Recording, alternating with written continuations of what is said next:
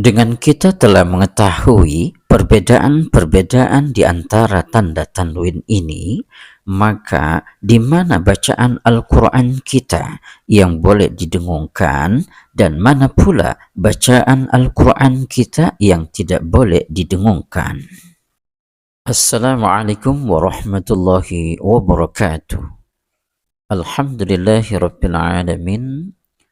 Rabbi shrah li sadri wa yassir li amri wakhlul 'uqdatam min lisani yafqahu qawli. Rabbi zidni ilman warzuqni fahman. Berikut ini kita akan jelaskan pengertian tanwin secara bahasa dan secara istilah. Pengertian tanwin secara bahasa adalah bunyi atau suara. Sedangkan pengertian tanwin secara istilah adalah nun sukun yang seakan-akan berada pada akhir suatu kata atau isim secara pengucapannya, tetapi pisah atau hilang ketika dituliskan atau diwaqafkan. Sahabat Quran sekalian, tentu sering kita mendapatkan perbedaan-perbedaan penulisan tanwin ini ketika kita membaca Al-Quran yang merupakan rutinitas harian kita di dalam tilawah Al-Quran. Maka dengan perbedaan-perbedaan penulisan tanwin tersebut, ketika kita telah mengetahui, sehingga lebih akan mempermudah kita di dalam membaca Al-Quran. Dengan demikian, kita akan mudah mengetahui mana bacaan-bacaan kita yang didahului dengan tanwin dapat kita baca secara berdengung, dan mana bacaan kita yang didahului dengan tanwin tidak boleh dibaca dengan secara berdengung. Baik, sebelum kita menjelaskan perbedaan bentuk tanwin, mari kita terlebih dahulu mengenali apa itu tanwin. Apakah itu tanwin?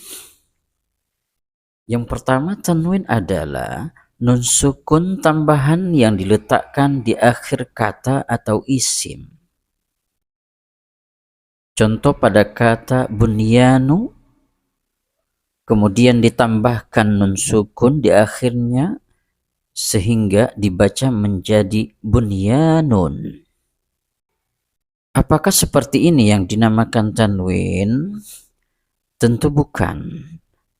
Akan kita jelaskan pengertian tanwin secara keseluruhannya.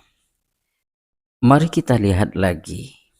Hanya terucap di lisan, tidak diwujudkan dengan tulisan. Jadi, nun sukunnya ini hanya terucap di lisan saja, tidak boleh diwujudkan dengan tulisan.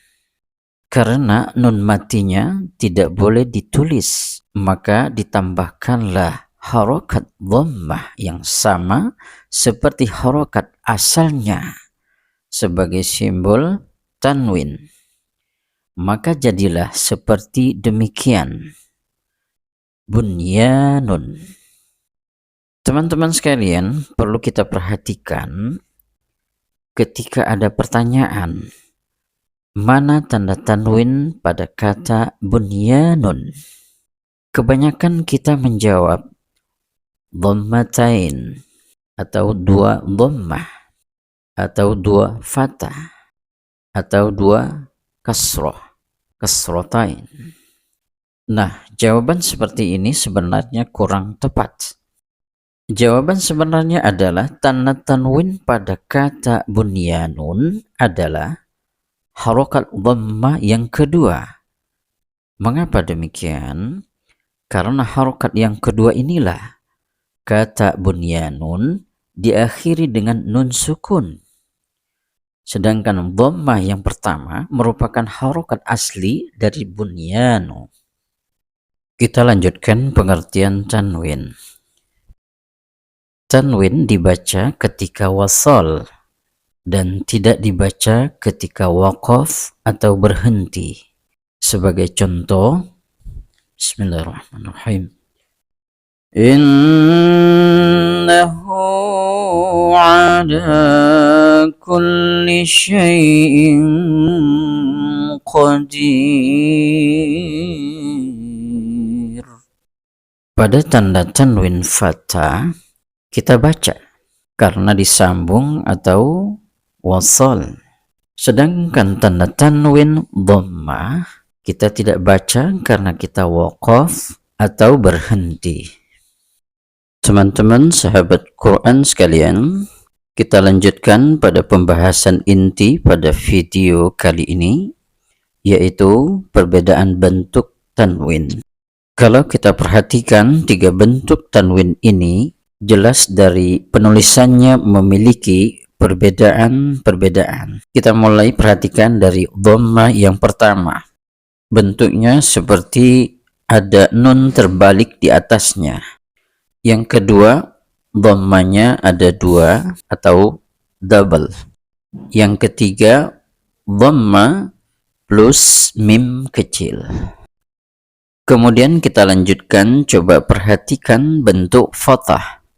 Pada bentuk tanwin yang pertama, dua harokat fathah tersusun dengan rapi dan sejajar. Sedangkan fathah pada bentuk berikutnya tersusun namun tidak sejajar, yang dibawa agak sedikit ke kiri. Lanjut pada fathah ketiga ini, pada harokat keduanya diganti dengan mim kecil. Nah, kita akan jelaskan makna dari perbedaan bentuk-bentuk tanwin ini yang terdapat di dalam Al-Quranul Karim. Bentuk tanwin yang pertama maknanya adalah menunjukkan hukum bacaan izhar. Bentuk tanwin yang kedua maknanya adalah menunjukkan hukum bacaan ikhfa dan idgham. Sedangkan bentuk tanwin yang ketiga maknanya adalah menunjukkan hukum bacaan iqlab. Insyaallah teman-teman sekalian, kita sudah sama-sama paham apa itu hukum bacaan izhar, ikhfa, idgham, dan hukum bacaan iqlab. Bila belum, nantikan video-video pembahasan kita berikutnya. Teman-teman sekalian, sekarang kita coba aplikasikan bentuk-bentuk tanwin yang sudah kita pelajari dan pahami ke dalam contoh-contoh bacaan Al-Quran kita. Sebelum ayat ini kita baca, terlebih dahulu bentuk tanwin dhammah yang pertama ini menunjukkan bacaan iqlab. Tentu dibaca dengan secara berdengung. Sedangkan tanwin dhammah yang kedua menunjukkan hukum bacaan izhar. Tidak boleh berdengung. Dan tanwin dhammah yang ketiga menunjukkan hukum bacaan ikhfa, tentu dibaca dengan secara berdengung. Bismillahirrahmanirrahim. Summum bukmun umyun fahum la yarji'un. Nah, pada ayat ini, jika kita telah memahami makna dari perbedaan bentuk tanwin, insya Allah kita sudah tidak ragu lagi mana yang harus kita baca iqlab, mana yang harus kita baca izhar, dan mana pula yang harus kita baca ikhfa. Bismillahirrahmanirrahim. Jazaa'an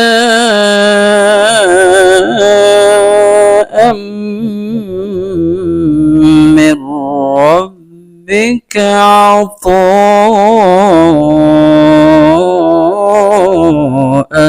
hisaba.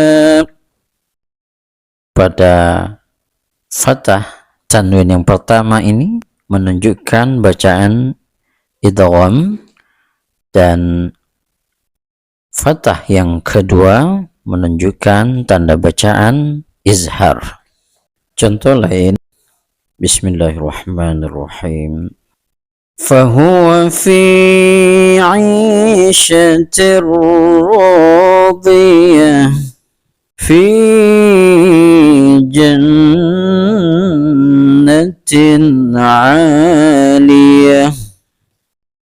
Pada tanda tanwin kasrah yang pertama ini menunjukkan tanda bacaan idgham. Kemudian pada tanda tanwin kasrah yang kedua ini menunjukkan tanda bacaan izhar. Izhar tidak boleh didengungkan. Contoh lain yang terdapat dalam surat Al-Insan ayat 17. Bismillahirrahmanirrahim.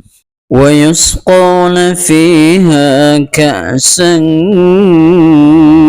kana mizajuha zanjabila. Pada tanda bacaan tanwin fathah ini menunjukkan hukum bacaan kita adalah ikhfa. Wa yusqawna fiha ka'san, didengungkan bacaannya ya. Teman-teman sekalian, demikianlah pelajaran kita yang terdapat dalam video ini. Mudah-mudahan dapat bermanfaat, dapat kita implementasikan di dalam bacaan Al-Quran kita sehari-hari. Subhanakallahumma wa bihamdika asyhadu an la ilaha illa anta astaghfiruka wa atubu ilaik. Wassalamualaikum warahmatullahi wabarakatuh.